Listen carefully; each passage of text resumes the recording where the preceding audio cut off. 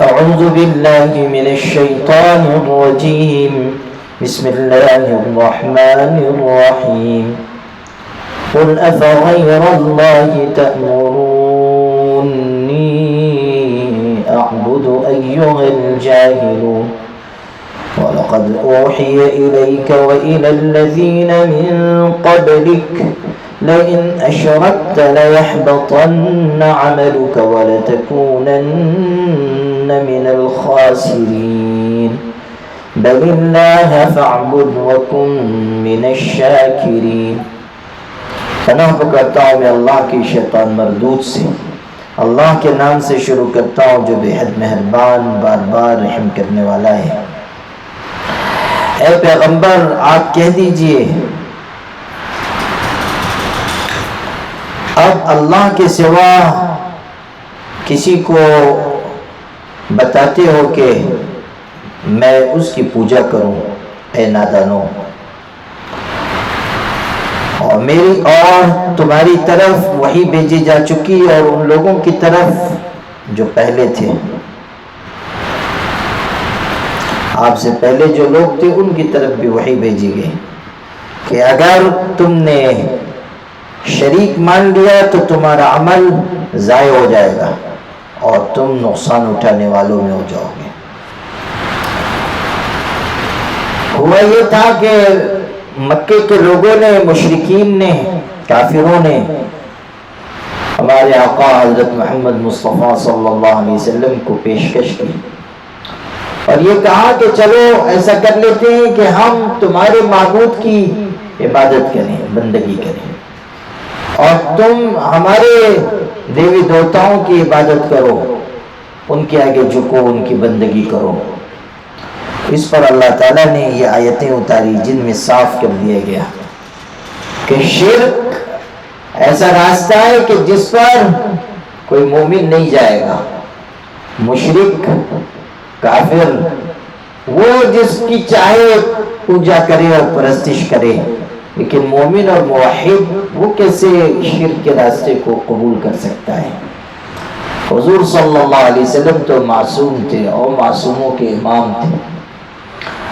آپ تو شائب شرک سے بھی کوسوں دور تھے.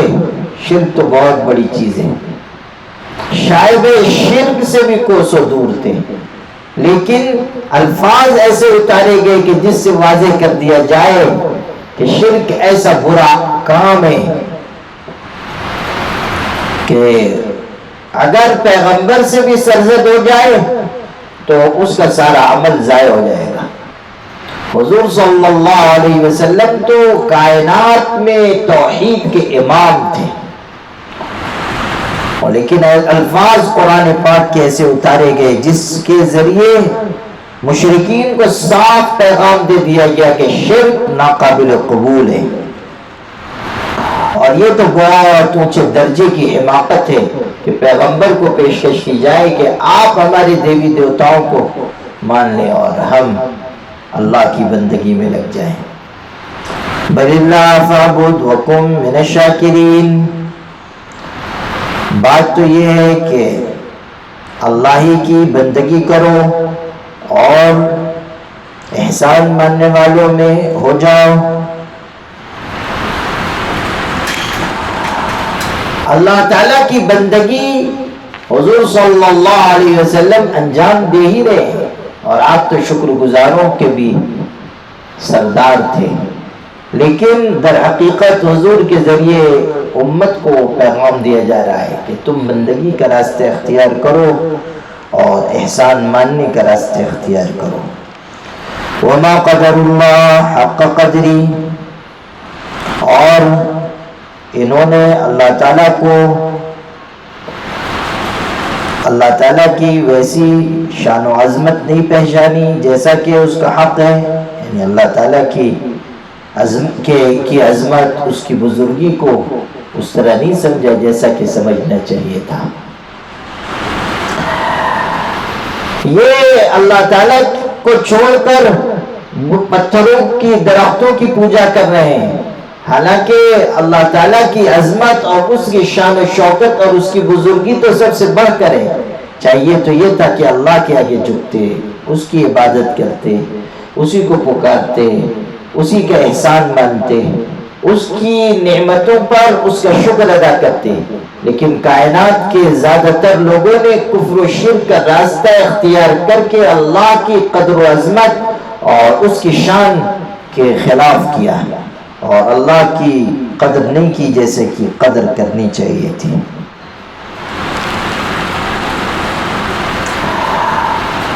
وَالْأَرْضُ جَمِيعًا قَبْضَتُهُ يَوْمَ الْقِيَامَةِ، اور زمین ساری ایک مٹھی ہے اس کی قیامت کے دن، اور آسمان لپٹے ہوئے ہوں گے اس کے داہنے ہاتھ میں. والسماوات مطویات بیمینہ، داہنے ہاتھ میں آسمان لپٹے ہوئے ہوں. سبحانہ وتعالی عما یشرکون.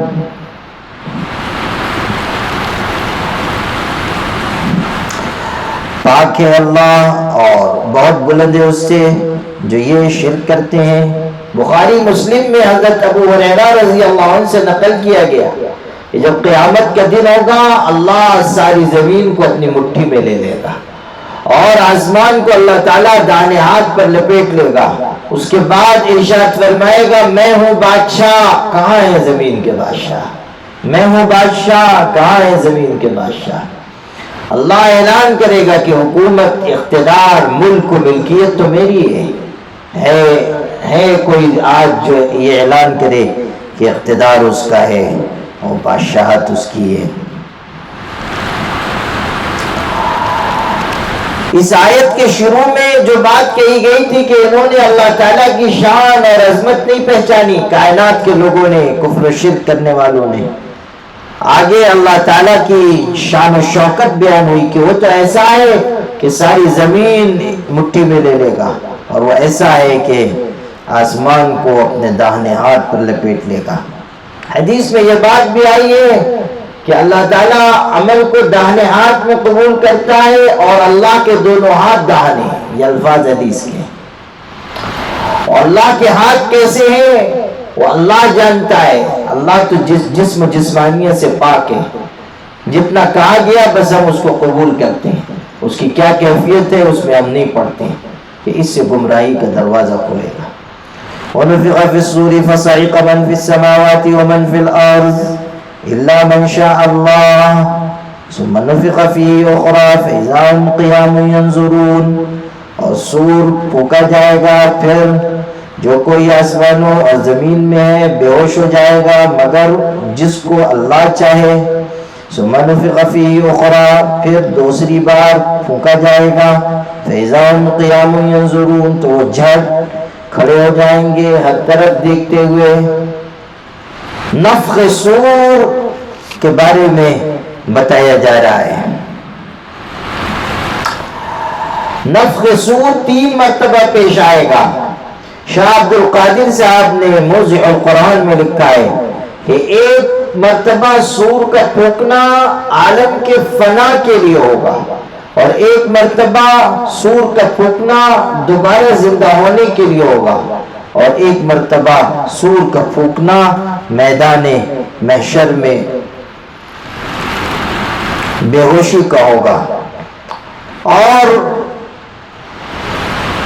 ایک اور نفخ صور کا بھی تذکرہ بعض علماء نے کیا ہے، وہ یہ کہ ایک مرتبہ سور پھونکا جائے گا خبردار کرنے کے لیے کہ اب اللہ کی بارگاہ میں حاضر ہونا ہے. پیشی سے پہلے اعلان کے طور پر سور پھونکا جائے گا. یہاں پر یہ جو بات ارشاد فرمائی کہ سور پھونکا جائے گا پھر آسمان زمین کے سب لوگ بے ہوش ہو جائیں گے مگر وہ جس کو اللہ چاہے، اس کے بارے میں یہ بات ذکر کی گئی ہے کہ حضرت موسیٰ علیہ السلام وہ اللہ تعالیٰ کی رحمت سے بے ہوشی سے محفوظ رہیں گے، ایسا بعض مفسرین نے لکھا ہے. ویسے منشاء اللہ جانتا ہے کہ کون کون اس سے الگ ہوگا.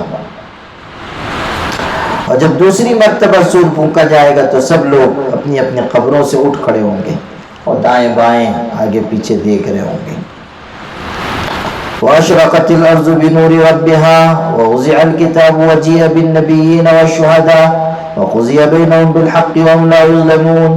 اور زمین اپنے پروردگار کے نور سے چمکے گی اور دفتر لا کر رکھ دیا جائے گا اور پیغمبر حاضر ہو جائیں گے اور گواہ، اور فیصلہ ان کے درمیان حق اور انصاف کے ساتھ کر دیا جائے گا اور ان پر ظلم نہیں ہوگا.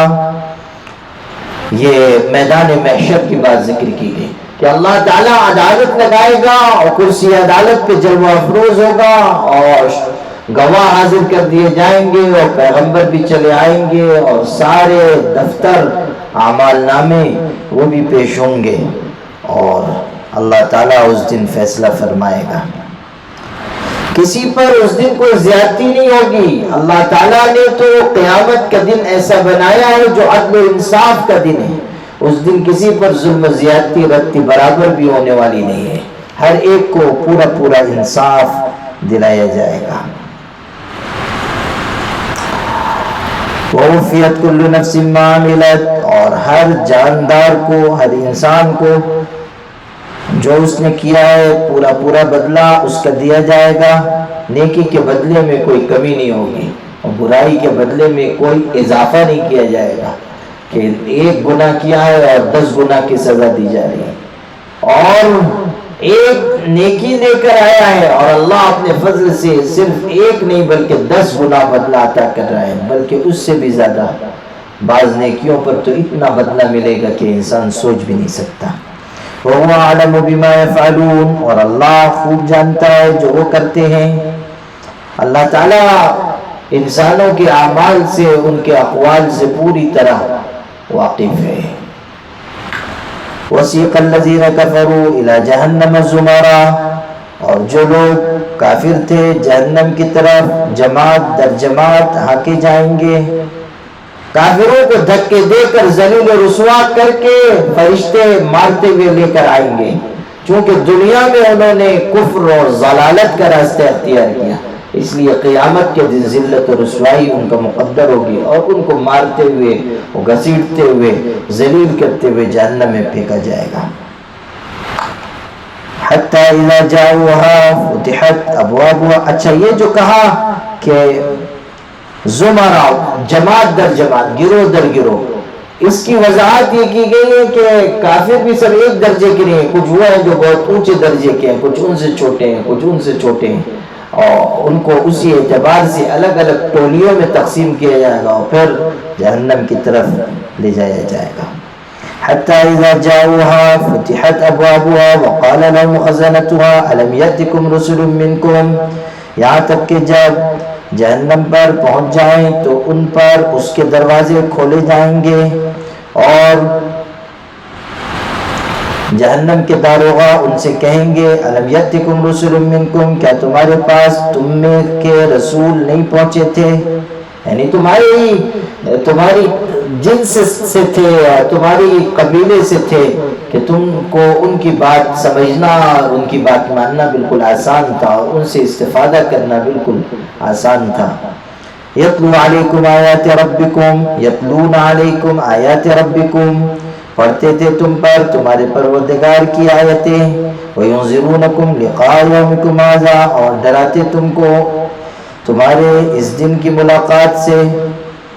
قالوا بلا ولكن حقت کلمۃ العذاب علی الکافرین، کہیں گے کہ ہاں کیوں نہیں، یعنی پیغمبر آئے تھے.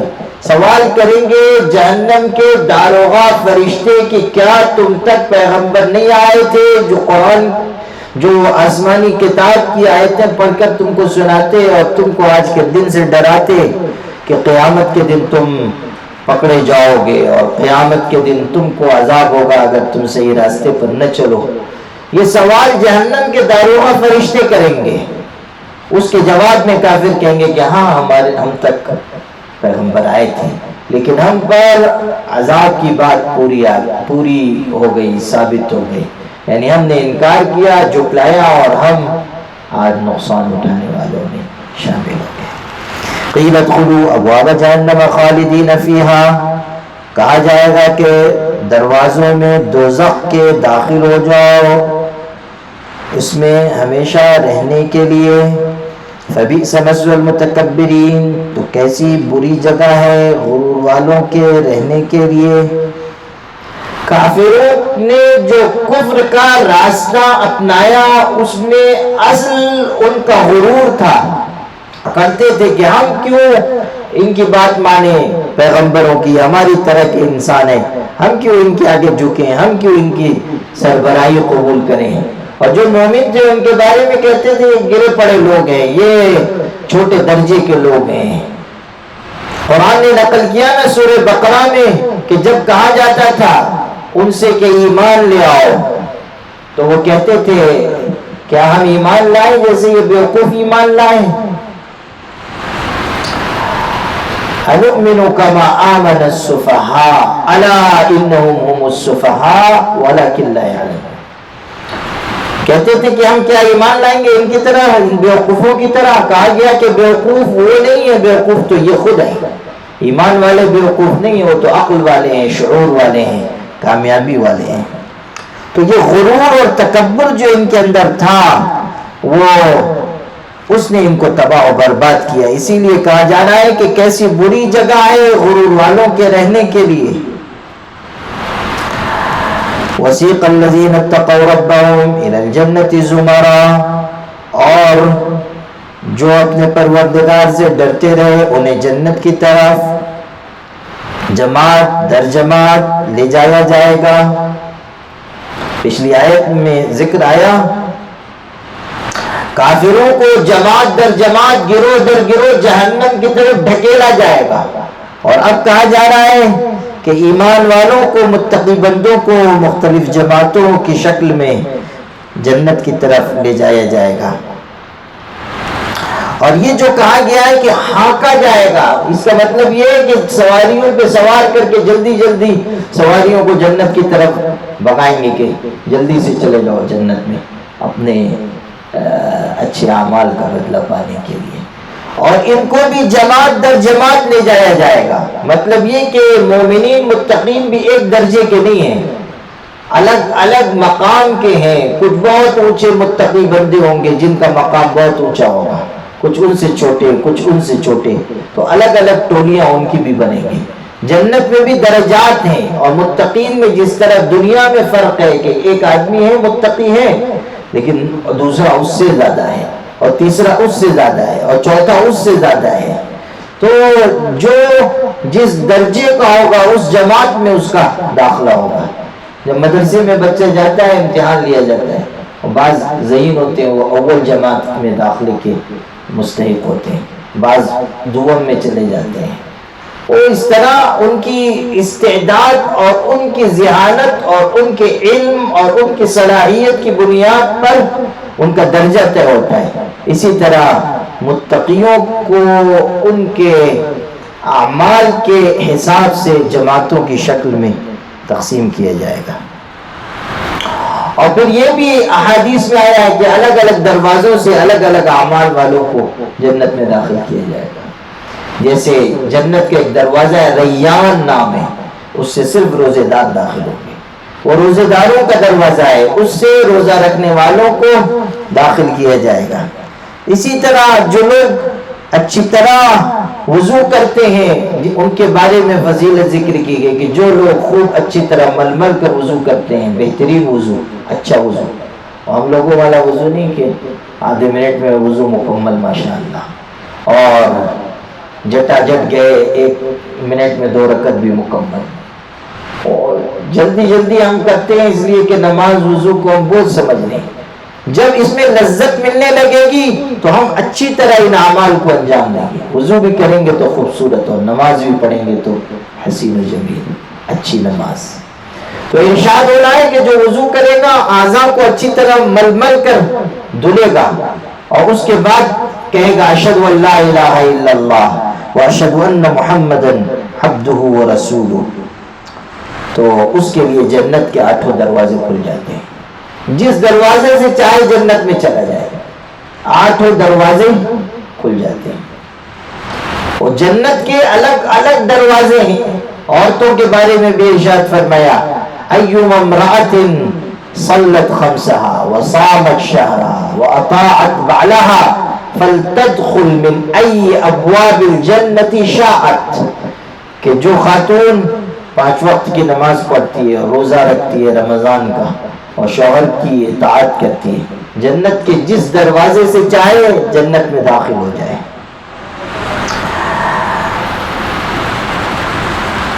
حتى إذا جاءوها وفتحت أبوابها وقال لهم خزنتها سلام عليكم طبتم فادخلوها خالدين. یہاں تک کہ جب جنت پر پہنچ جائیں گے تو اس کے دروازے کھولے جائیں گے اور ان سے جنت کے داروغہ فرشتے کہیں گے تم پر سلام ہو، تم لوگ پاکیزہ ہو، تم اس میں داخل ہو جاؤ ہمیشہ رہنے کے لیے. جب جنت کے دروازے پر پہنچیں گے جنت کے دروازے ان کے لیے کھولے جائیں گے، جیسے کہ دنیا میں ہوتا ہے اعزاز استقبال کیا جاتا ہے. جہنمیوں کے ذکر میں بھی کہا گیا کہ ان کے لیے جہنم کے دروازے کھولے جائیں گے، ویسے جیسے جیل خانے کے دروازے پہ مجرم پہنچتے ہیں وہ پھٹک کھول دیا جاتا ہے. اور جنت کے دروازے پہ یہ پہنچیں گے جنتی تو اعزاز و استقبال کے لیے دروازہ کھولا جائے گا کہ آؤ آؤ مرحبا خوش آمدید.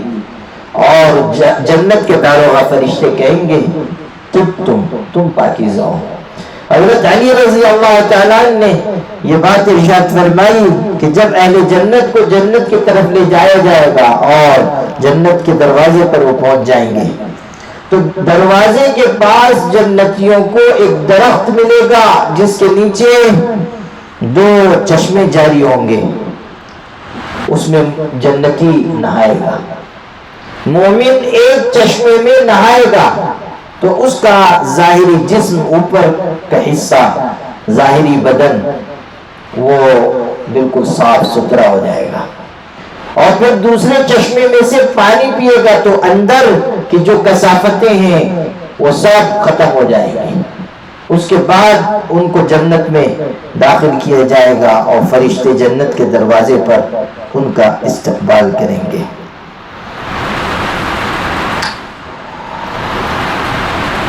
یہ جو کہا تم پر سلامتی ہو، چونکہ اب وہ دار السلام میں داخل ہو رہے ہیں، جنت کا ایک نام ہے دار السلام، سلامتی کا گھر، اس لیے کہ وہاں سلامتی ہی سلامتی ہوگی، رنج و علم غم حزن نام کی کوئی چیز نہیں ہوگی.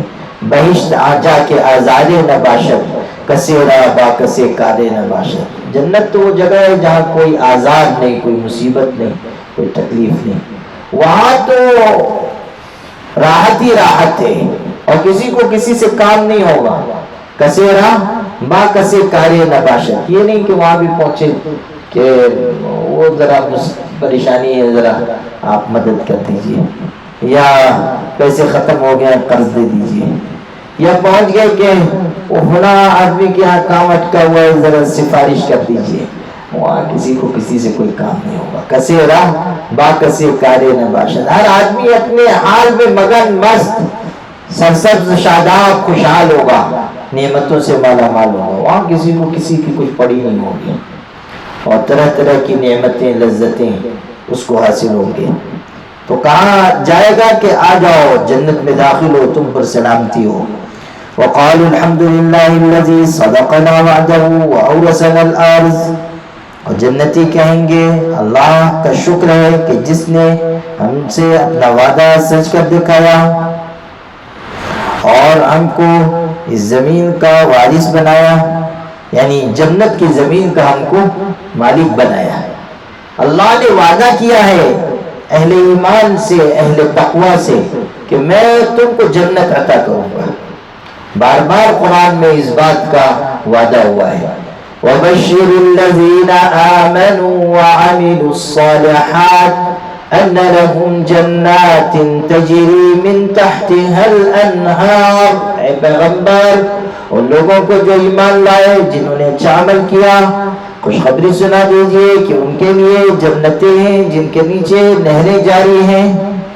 اور یہ بھی اعلان کیا گیا کہ تلک الجنت التي نورث من عبادنا من كان تقیا، کہ جنت کا وارث ہم اپنے بندوں میں سے اس کو بنائیں گے جو ڈرنے والا ہے۔ تو متقی بندوں سے، صالح بندوں سے جنت کا وعدہ کیا گیا تھا۔ اب جب وہ وعدہ پورا ہوگا اور جنتی جنت میں پہنچیں گے تو اللہ کا شکر ادا کریں گے اور یہ بات کہیں گے کہ اللہ آپ کا لاکھ لاکھ شکر ہے کہ جو آپ نے وعدہ کیا تھا وہ سچ کر دکھایا اور ہمیں جنت کا مالک بنایا۔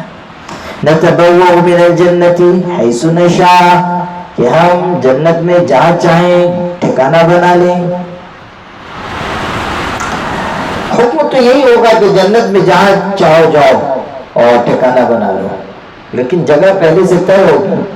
یہ نہیں کہ وہ کسی عالیشان متقی کا محل ہے اور جو نچلے درجے کا ہے وہ جا کے وہاں تشریف فرما ہو جائے کہ یہ ہماری جگہ ہے، یہ نہیں، لیکن اعلان کر دیا جائے گا کہ جنت تمہارے لیے ہے اور انسان پہنچے گا وہیں جہاں اس کا ٹھکانہ ہے، جہاں اس کا قیام ہے، جہاں اس کے لیے اللہ نے مقام رکھا ہے۔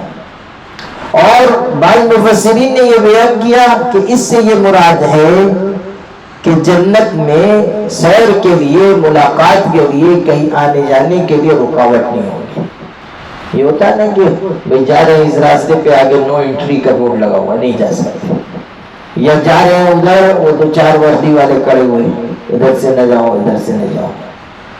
وہ فلاں جگہ جانا ہے سیر و تفریح کے لیے، پتہ چلا کہ آج وہاں سیر و تفریح کا موقع نہیں، آج بند کر دیا گیا۔ یہ جنت میں نہیں ہوگا، جو جہاں چاہے گا جائے گا۔ حدیث پاک میں ایک شخص نے حضور اکرم صلی اللہ علیہ وسلم سے سوال کیا، حل فی الجنت من خیل یا رسول اللہ، اللہ کے رسول جنت میں گھوڑا ہوگا؟ گھوڑے سے اس کو زیادہ محبت رہی ہوگی تو اس لیے پوچھ لیا گھوڑا ہوگا۔ حضور صلی اللہ علیہ وسلم سے لوگ طرح طرح کے سوال کیا کرتے تھے اور جس کے دل میں جو بات آتی تھی وہ پوچھ لیا کرتا تھا۔ تو اس نے سوال کیا کہ جنت میں گھوڑا ہوگا؟ حضرت نے فرمایا کہ اگر اللہ تجھ کو جنت میں داخل کرے گا تو تجھ کو ایسا گھوڑا دے گا جس کے یاقوت کے 2 پر ہوں گے، وہ تجھ کو جہاں تو چاہے گا اڑا کر لے جائے گا، چلے گا نہیں، اڑے گا، اس پہ بیٹھ جائے گا اور اڑا کر لے جائے گا۔ اب دل میں خیال ہوا جنت میں کہ وہ فلاں سے چلے ذرا دعا سلام کر لیں، وہ گھوڑے پہ سوار ہوئے اور پہنچ گئے۔ تو یہ مطلب ہے نتبوأ من الجنت حیث نشاء کا، کہ کہیں آنے جانے کی کوئی روک ٹوک نہیں ہوگی۔ فنعم اجر العاملین، تو کیا خوب بدلہ ہے محنت کرنے والوں کا۔ اللہ اکبر، کیا خوب بدلہ ہے محنت کرنے والوں کا۔ آج جو نماز پڑھ رہے ہیں، مشقت جھیل رہے ہیں، روزے رکھ رہے ہیں، سخت گرمی میں رمضان آیا اور روزے رکھے، شام تک حلق میں کانٹے پڑ گئے اور پیاس سے بےتاب ہیں اور پانی سامنے موجود ہے، یہ بھی ہے کہ گئے غسل خانے میں، کوئی وہاں دیکھنے والا نہیں ہے، وہاں اگر ایک بوتل بھی پانی پی لیں گے اور باہر نکلیں گے تو سب روزے داری سمجھیں گے، لیکن مومن وہاں بھی پانی نہیں پی رہا ہے۔ کیوں؟ اس لیے کہ وہ سمجھ رہا ہے کہ اللہ مجھ کو دیکھ رہا ہے، تو وہ مشقت جھیل رہا ہے، اس مشقت پر اللہ تعالیٰ اجر عطا کرے گا۔ اسی کو کہا کہ محنت کرنے والوں کا کیا خوب بدلہ ہے، یعنی جنت کی شکل میں اللہ تعالیٰ یہ بدلہ اہل ایمان کو عطا کرے گا۔ وَتَرَى الْمَلَائِكَةَ حَافِّينَ مِنْ حَوْلِ الْعَرْشِ يُسَبِّحُونَ بِحَمْدِ رَبِّهِمْ، اور تم فرشتوں کو دیکھو گے کہ عرش کے گرد موجود ہیں، حلقہ باندھے ہوئے، اللہ تعالیٰ کے اپنے پروردگار کی حمد کے ساتھ پاکی بیان کر رہے ہیں۔ اللہ تعالیٰ کے عرش کو فرشتے اٹھائے ہوئے، وہ ایسا عظیم الشان عرش ہے کہ وہ گمان سے باہر۔ قرآن میں ایک اور جگہ ہے، یحمل عرش ربک فوقہم یومئذ ثمانیہ، 8 فرشتے اس کو اٹھائے ہوئے ہوں گے. وہ کیسے زبردست فرشتے ہوں گے جو عرش کو اٹھائے ہوئے. اور فرشتوں کی غذا، ان کی خوراک اللہ کی تسبیح ہے، اللہ کی پاکی بیان کرتے ہیں. تو ارشاد ہو رہا ہے کہ عرش کے ارد گرد فرشتے ہوں گے اور حلقہ باندھے ہوئے. جب اللہ تعالیٰ حساب کتاب کے لیے عرش پر جلوہ افروز ہوگا جیسا کہ اس کی شان ہے، تو اس کے ارد گرد بہت سارے فرشتے ہوں گے اور حلقہ باندھے ہوئے ہوں گے. جیسے دنیا میں بادشاہ کا دربار لگتا ہے تو وہ تو احکم الحاکمین کا دربار ہوگا. یہ چھوٹے موٹے بادشاہ دنیا کے، ان کے دربار کی کیا حیثیت ہے؟ وہ خدا کا دربار ہوگا. اور وہ سب فرشتے اللہ تعالیٰ کی تسبیح بیان کر رہے ہوں گے. وَقُضِيَ بَيْنَهُمْ بِالْحَقِّ، اور لوگوں کے درمیان انصاف کے ساتھ فیصلہ کر دیا جائے گا. وَقِيلَ الْحَمْدُ لِلَّهِ رَبِّ الْعَالَمِينَ، اور کہہ دیا جائے گا کہ اللہ تعالیٰ کا شکر ہے جو تمام جہانوں کی پرورش کرنے والا ہے. اللہ تعالیٰ جلوہ افروز ہوگا عرش پر، اور پھر فرشتے حلقہ باندھ کر کھڑے ہوں گے، اور پھر اللہ تعالیٰ فیصلہ سنائے گا جیسا کہ اس کی شان کے مطابق ہے. جب فیصلہ سنایا جائے گا اور جنتی لوگوں کے لیے جنت کا فیصلہ ہوگا تو وہ کہیں گے الحمدللہ رب العالمین، کہ اللہ کا شکر ہے جو تمام جہانوں کی پرورش کرنے والا ہے. ظاہر ہے کہ جو کامیاب ہوں گے، جو سرخرو ہوں گے، جن کو اللہ تعالیٰ کی طرف سے انعام اکرام سے نوازا جائے گا، وہ خوش ہو جائیں گے، مسرور ہو جائیں گے، اور اللہ تعالیٰ کی حمد و ثنا اور اس کی تعریف بیان کریں گے. اور اسی پر دربار برخاست کیا جائے گا. جنتیوں کے تذکرے میں ایک اور جگہ یہ بات آئی ہے کہ وآخر دعواہم ان الحمد للہ رب العالمین، کہ ان کی آخری پکاری ہوگی کہ اللہ آپ ہی کے لیے سب تعریف ہے اور جہانوں کی پرورش کرنے والے آپ ہی ہیں.